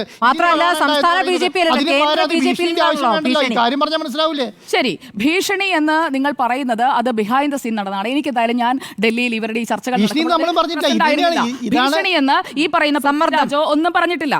പിന്നെ രാജീവ് ചന്ദ്രശേഖർ പോയതിനു ശേഷം അവിടെ ഡൽഹിയിലെ മലയാളി സമൂഹം അദ്ദേഹത്തിന് ഏർപ്പെടുത്തിയ അനുമോദന ചടങ്ങിലടക്കം പങ്കെടുത്തതിന്റെ ഫൂട്ടേജസ് ഉണ്ട്, വേണമെങ്കിൽ പരിശോധിക്കാം. അതിനാണ് അദ്ദേഹം ഡൽഹിയിലേക്ക് പോയത്. മാത്രമല്ല, സംഘടനാ ജനറൽ സെക്രട്ടറിയുമായി ചുമതലയേറ്റ ശേഷം സംസ്ഥാന അധ്യക്ഷൻ കൂടിക്കാഴ്ച നടത്തുന്ന, ദേശീയ അധ്യക്ഷനുമായി കൂടിക്കാഴ്ച നടത്തുന്ന പതിവൊക്കെ കൃത്യമായ സാറേ ഞാൻ പറഞ്ഞ് പൂർത്തിയാക്കിക്കോട്ടെ. ഘടനാപരമായി കൃത്യമായ വ്യവസ്ഥകളുള്ള കേഡർ സ്വഭാവമുള്ള ഒരു പാർട്ടിയാണ് BJP. അതനുസരിച്ചാണ് സംസ്ഥാന അധ്യക്ഷൻ ഡൽഹിക്ക് പോയത്. അല്ലാതെ എമ്പുരാൻ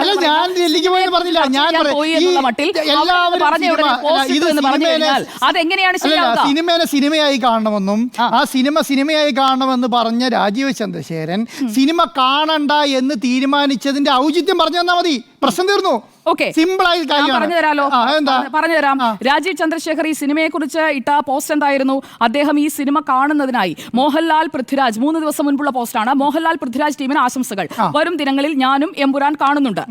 ആ എമ്പുരാൻ കാണുന്നുണ്ട് എന്ന് പറഞ്ഞ സാർ ഇടയ്ക്ക് കയറല്ല, ഞാനിതൊന്ന് പറഞ്ഞു പൂർത്തിയാക്കിക്കോട്ടെ. രാജീവ് ചന്ദ്രശേഖർ ആ പോസ്റ്റ് ഇടുന്നു. ഇപ്പോൾ താങ്കൾ സൂചിപ്പിച്ച രണ്ടാമത്തെ പോസ്റ്റ് അത് ഇന്നിട്ടിരിക്കുന്നതാണ്. ഇന്നിട്ടതിൽ അദ്ദേഹം എന്താണ് പറയുന്നത്? ലൂസിഫർ കണ്ടിരുന്നു, അത് എനിക്കത് ഇഷ്ടപ്പെട്ടു. ലൂസിഫറിന്റെ തുടർച്ചയാണെന്ന് കേട്ടപ്പോൾ എമ്പുരാൻ കാണുമെന്ന് ഞാൻ പറഞ്ഞിരുന്നു.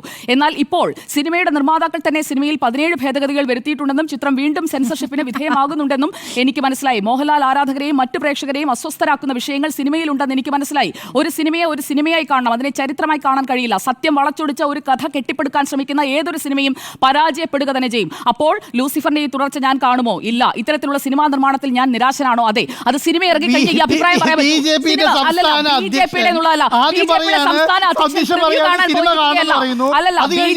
കാണാതെ തന്നെ അദ്ദേഹം പറയുന്നു ഇനി സിനിമ കാണുന്നില്ല, അതിന് ഇങ്ങനെയുള്ള കുറെ നെഗറ്റീവുകൾ ഉണ്ട് എന്ന് പറയുന്നു. അതിനുവേണ്ടിയാണ് മോഹൻലാൽ പറയാൻ ഒരു കാര്യം ശ്രദ്ധിക്കുന്നുണ്ട്. അതായത് ഞങ്ങൾ ആരും നിർബന്ധിച്ചിട്ടില്ല, അവരെ സ്വയമേവ ചെയ്യുകയാണ്. പേടിപ്പിച്ചിട്ടില്ല. ഞാനൊന്ന് പറഞ്ഞു പൂർത്തിയാക്കിക്കോട്ടെ. പിന്നെ എന്തെങ്കിലും ഒരു സോഷ്യൽ മീഡിയ പോസ്റ്റ് കാണുമ്പോഴേ പേടിച്ച് ഓടുന്ന ആളുകൾ ഇതൊന്നും ചെയ്യാൻ നിൽക്കരുത്. സോഷ്യൽ മീഡിയ കണ്ടാൽ മുട്ടിടിച്ചിട്ടല്ല,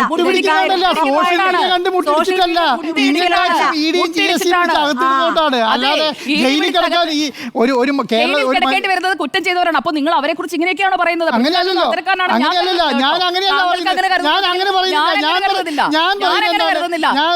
പിടിക്കണമെന്നുണ്ടെങ്കിൽ കള്ളപ്പണ ഇടപാട് ഗോകുലും ഗോപാൽ അത്രക്കാരനല്ല, പൃഥ്വിരാജ് അത്രക്കാരനല്ല, പിന്നെ എന്താണ് മോഹൻലാൽ അത്രക്കാരനല്ല.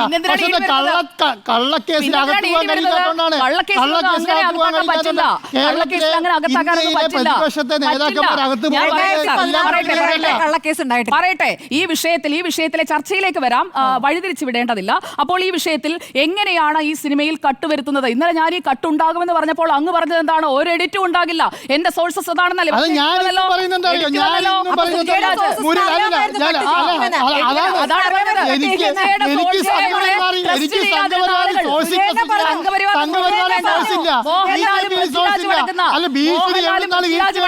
സംവിധാനം ഞങ്ങൾക്ക് അറിയില്ല. അത് വേണ്ട, അത് നിൽക്കട്ടെ സാർ, അതവിടെ നിൽക്കട്ടെ. ഞാൻ പറഞ്ഞത് ഈ സിനിമയുടെ ആളുകളുമായി കോട്ട് ചെയ്ത് തന്നെയാണ് ഞാൻ പറഞ്ഞത്. ഈ സിനിമയുടെ അണിയറ പ്രവർത്തകർ അങ്ങനെയല്ല. പൃഥ്വിരാജാണ് ഇതിലെ പ്രതി എന്ന രൂപത്തിലാണ് ഇന്നലെ സുജയ കാരണമുണ്ട് സ്മൃതി. എന്താ കാരണം എന്നറിയോ? ഈ മോഹൻലാൽ എന്ന് പറയുന്നത് സംഘപരിവാർ പ്രസ്ഥാനങ്ങളോട് അടുത്ത് നിൽക്കുന്ന ആളാണെന്നുള്ള നിലയ്ക്ക് അവരെ സംരക്ഷിച്ചുകൊണ്ടാണ് പൃഥ്വിരാജിനെതിരെ തിരിയുന്നത്. അല്ലാതെ മോഹൻലാലിനെയും പൃഥ്വിരാജിനെയും ഈ പറഞ്ഞ ബാക്കിയുള്ള എല്ലാവരും കോർണർ ചെയ്യാൻ ഇവർ ഉദ്ദേശിച്ചിട്ടില്ല. ആരെയാണ് ഉദ്ദേശിച്ചിരിക്കുന്നത്? പൃഥ്വിരാജിനെ മാത്രം കോർണർ ചെയ്യാൻ ഉദ്ദേശിച്ചുകൊണ്ട് മാത്രമാണ്. എന്റെ സമയമാണ്, ഞാനൊന്ന് പൂർത്തിയാക്കിക്കോട്ടെ. അപ്പോൾ ഈ മോഹൻലാൽ ഈ കട്ടുവരുത്താൻ തീരുമാനിക്കുന്നത് എങ്ങനെയാണ്? ഞാൻ ഇന്നലെ കോട്ട് ചെയ്തത് ആ സിനിമയുടെ ടീമിനെ തന്നെയാണ്. എനിക്കിനി പറയുന്നതിന് ഒരു ബുദ്ധിമുട്ടില്ല. ആ സിനിമയുടെ ടീമിനെ തന്നെയാണ്. അത് വാർത്തയായി പുറത്തു വരാതെ അത് ആധികാരികമാകില്ല എന്ന മട്ടിലൊക്കെ വലിയ വാദമായിരുന്നു. ഇവിടെ ഉണ്ണി സാർ ഇല്ലാതിരുന്നുകൊണ്ടാണ് വലിയ വാദമായിരുന്നു. ഞാൻ പറയുന്നത് എന്തോ തെറ്റാണ്, ഇത് എനിക്ക് എവിടെ നിന്ന് കിട്ടി എന്നൊക്കെ ചോദിച്ച് എന്നെ അങ്ങ് മോശക്കാരിയൊക്കെ. പക്ഷെ ഇന്ന് ഞാൻ നല്ല അഭിമാനത്തോടു കൂടി തന്നെയാണ് ഇരിക്കുന്നത്. ആ സിനിമയുടെ ടീം തന്നെ വന്ന് എന്റെ ആൻഡോ സാറേ, ഇനിയും കിടന്നിങ്ങനെ ഉരുളല്ലേ, കട്ടിയില്ല എന്ന് പറഞ്ഞു ഇന്നലെ. ഇന്നതാ ഇപ്പോൾ പറയുന്നു ഇതുവരെ കട്ട് ചെയ്തില്ലല്ലോ. ഞാൻ പറഞ്ഞൊരു ഡേറ്റ് ഉണ്ട്, ബുധനാഴ്ചക്കുള്ളിൽ ഇതിന്റെ കട്ട് പൂർത്തിയാകും. സാറുടെ സൗകര്യത്തിൽ പറ്റില്ല സാർ, ഞാനത് പൂർത്തിയാക്കിക്കോട്ടെ. അപ്പോൾ അത് പൈസ കളക്ട് ചെയ്തൊക്കെ അവിടെ നിൽക്കട്ടെ. പൈസ കളക്ട് ചെയ്തതും പൈസയുടെ കണക്കുമൊക്കെ നമുക്ക് നോക്കാം.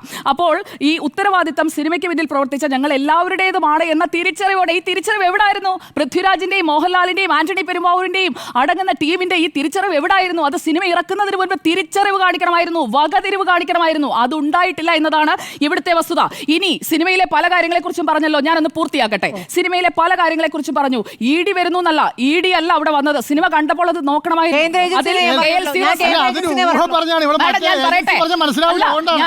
ഞാൻ പറയട്ടെ, ഏജൻസി എന്ന് പറഞ്ഞ ഈ സിനിമയിൽ കാണിക്കുന്നത് KL 07CW9009 എന്ന വാഹനം, അതിന്റെ നമ്പർ പ്ലേറ്റ് അടക്കം നോക്കിയാൽ മനസ്സിലാകും. അതിൽ ഉപയോഗിച്ചിരിക്കുന്നത് NIA-യുടെ, നാഷണൽ ഇൻവെസ്റ്റിഗേഷൻ ഏജൻസിയുടെ അതേ ലോഗോയാണ്. NIA-യുടെ ലോഗോ UDF-ന്റെയും LDF-ന്റെയും BJP-യുടെയും ഒക്കെ മറുപേര് ഈ സിനിമയിൽ ഉപയോഗിക്കുന്നു. എല്ലാ സിനിമയിലും, രാഷ്ട്രീയ സിനിമകളിലെല്ലാം കൃത്യമായി ഏത് രാഷ്ട്രീയ പാർട്ടിയാണോ അതിന് UDF എന്നുള്ളതിന് KDF എന്ന് ഉപയോഗിക്കും. അങ്ങനെ പലതരത്തിലാണ് സന്ദേശമടക്കം എല്ലാത്തിലും ഉപയോഗിച്ചിരിക്കുന്നത്. കോൺഗ്രസ് എന്ന് പറഞ്ഞല്ല, CPM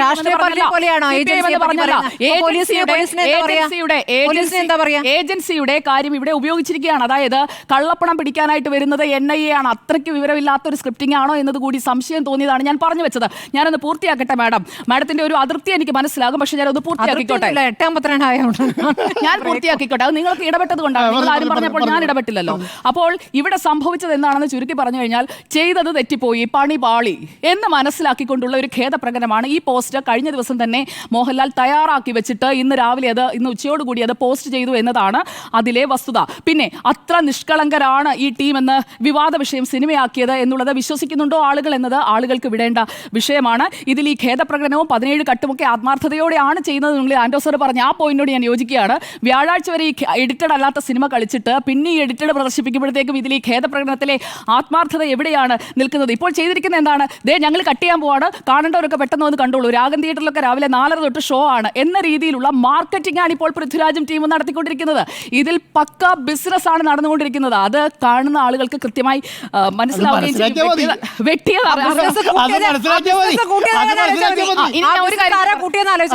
ഒരു കാര്യം കൂടി പറഞ്ഞ് ഞാൻ അവസാനിപ്പിക്കാം. സിനിമ തുടങ്ങുന്നത് ഈ ഗോത്ര റൈറ്റ്സിന്റെ, അതായത് 2002 റൈറ്റ് ആണ് എന്ന് പറഞ്ഞുകൊണ്ടാണ് മെൻഷനിങ് നടത്തുന്നത്. അപ്പോൾ അതിലെ ഐഡിയ എന്ന് പറയുന്നത് കൃത്യമാണ്. അതിൽ ഹിന്ദുക്കളും ഹിന്ദു സംഘടനകളും കൊലയാളികളാണ് എന്ന നറേറ്റീവ് കൃത്യമായി ബയാസ്ഡായി ഒരു കമ്മ്യൂണൽ കാർഡ് പ്ലേ ചെയ്യാൻ ഈ സിനിമയിൽ ഉപയോഗിച്ചിട്ടുണ്ട്. അതുകൊണ്ടാണ് അത് എതിർക്കപ്പെടുന്നത്.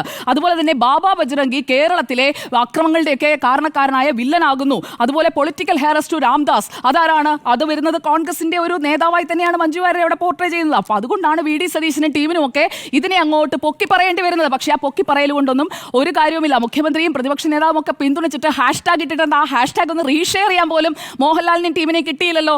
അപ്പോൾ ഇതിൽ ഈ ഒരു സത്യസന്ധത എന്ന് പറയുന്നത്, രാജ്യ താല്പര്യം എന്ന് പറയുന്നത്, അതൊക്കെ പരിഗണിക്കേണ്ടത് തന്നെയാണ്. ഒരു കാര്യം കൂടി പറഞ്ഞ് ഞാൻ അവസാനിപ്പിക്കാം മാഡം, നിങ്ങളിടയ്ക്ക് സമയമെടുത്തത് കൊണ്ടാണ്. വിത്ത് യുവർ പെർമിഷൻ ഞാനതൊന്ന് അവസാനിപ്പിക്കാം. ഇതിൽ സ്ക്രിപ്റ്റിൽ മാറ്റം വരുത്തിയിട്ടുണ്ട് പൃഥ്വിരാജെങ്കിൽ മുരളി ഗോപി അത് പറയണം. മുരളി ഗോപി ഇപ്പോഴും സൈലന്റായി തുടരുന്നത് അത് സസ്പീഷ്യസ് ആണ്. കാരണം ഈ പോസ്റ്റ് ഷെയർ ചെയ്യുന്നില്ല. മുരളി ഗോപി ആർക്കും ഒരു അഭിമുഖം പോലും, ഒരു പ്രതികരണം പോലും മുരളി ഗോപി ഈ നിമിഷം വരെ നടത്തുന്നില്ല എന്നത് നമ്മൾ കണ്ടുകൊണ്ടിരിക്കുകയാണ്. ഇതിൽ 2002 ഫെബ്രുവരി 27 സബർമതി എക്സ്പ്രസ് എത്തിയപ്പോൾ ഹസൻ ലാല എന്നാൽ S6 കമ്പാർട്ട്മെന്റിന് തീ വെച്ചത് അവിടെ വേറെ തർക്കങ്ങളൊന്നും നടന്നിട്ടല്ല. അപ്പോൾ ഈ നാനാവധി കമ്മീഷന്റെ റിപ്പോർട്ട് പബ്ലിക് ഡൊമൈനിൽ കിടപ്പുണ്ട്. 2008 സെപ്റ്റംബറിൽ പബ്ലിഷ് ചെയ്തതാണ്. അപ്പോൾ ഈ അമൻ ഗസ്റ്റ് ഹൗസിൽ 140 ലിറ്റർ പെട്രോൾ സംഭരിച്ചു വെച്ച ഈ കേസിൽ 31 പേരെ അഹമ്മദാബാദ് കോടതി ശിക്ഷിച്ചിട്ടുണ്ട്. 11 പേർക്ക് വധശിക്ഷയും 20 പേർക്ക് ജീവപര്യന്തവും. UPA സർക്കാരിന്റെ കാലത്ത് അടുത്ത ബാനർജി കമ്മീഷൻ വരുമ്പോൾ അന്ന് ഈ കണ്ടെത്തലുകളൊക്കെ ഉണ്ടാക്കിയിട്ടും ഈ UPAയുടെ ഘടകകക്ഷികളോ മറ്റു കക്ഷികളോ ഒന്നും തന്നെ ഇക്കാര്യങ്ങളിലൊന്നും ഒരു കാര്യമായി ഈ കണ്ടെത്തൽ ഗുജറാത്ത് കലാപത്തെ ജീനോസൈഡ് ഓഫ് മുസ്ലിംസ് എന്നിങ്ങനെ ആവർത്തിച്ച് പറയുന്നവർ അവിടെ ഈ സബർമതി എക്സ്പ്രസിൽ മരിച്ചവരെ, കൊല്ലപ്പെട്ടവരെ പരിഗണിക്കുന്നതേയില്ല. അതാണ് ശരി. 59 മരണമാണോ അതിനുശേഷം നടന്ന ആയിരങ്ങളുടെ കുരുതിയാണോ കണക്ക് നോക്കിയിട്ട് വേണമെങ്കിൽ താരതമ്യം നടത്തിക്കോളൂ. ഇവിടെ ഗുജറാത്ത് കലാപം എന്ന് പറയുമ്പോൾ ഇവിടെ മുസ്ലിം സ്ത്രീകൾ കൊല്ലപ്പെട്ടിട്ടുണ്ട്, ഇവിടെ എഹ്സാൻ ജാഫ്രി ഉണ്ടായിട്ടുണ്ട്, ഹിമ കോസർ ഉണ്ടായിട്ടുണ്ട്, ബിൽക്കിസ് ബാൻ ഉണ്ടായിട്ടുണ്ട്. ആ കഥയാണ് അത് പറയുന്നത്. ആ പറയുന്ന കഥ പറയുമ്പോൾ മറ്റേ കഥ കൂടി പറഞ്ഞാലേ കഥ പൂർത്തിയാകും.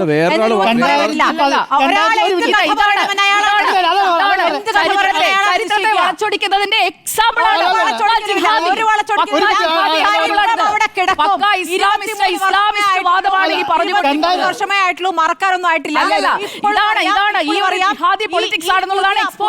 ഈ പുതിയ തലമുറയ്ക്ക് അറിയാത്ത കാര്യങ്ങൾ ഒന്നും കൂടി കാണിച്ചു കൊടുത്തു. 2018 എന്ന് പറഞ്ഞ സിനിമയുണ്ടല്ലോ, മറ്റേ വെള്ളപ്പൊക്കത്തിന് വേണ്ടി 2018 സിനിമയുണ്ടല്ലോ. ദയവ് ഇതിൽ ഇങ്ങനത്തെ സിനിമകളൊന്നും എടുക്കരുത്. റിയാലിറ്റി ഒന്നും എടുക്കാൻ പാടില്ല, നടന്ന സംഭവങ്ങളൊന്നും എടുക്കരുത്. അങ്ങനെയുള്ളൂ.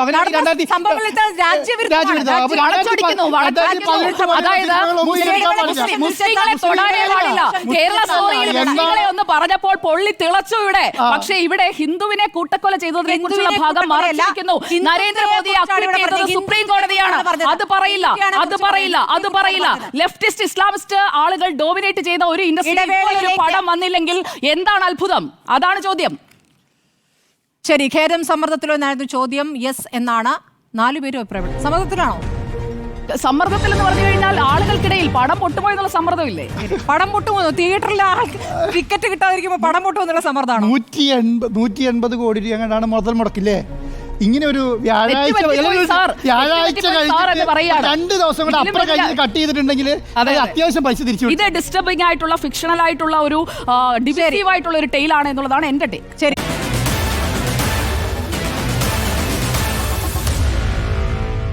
Meet the editors.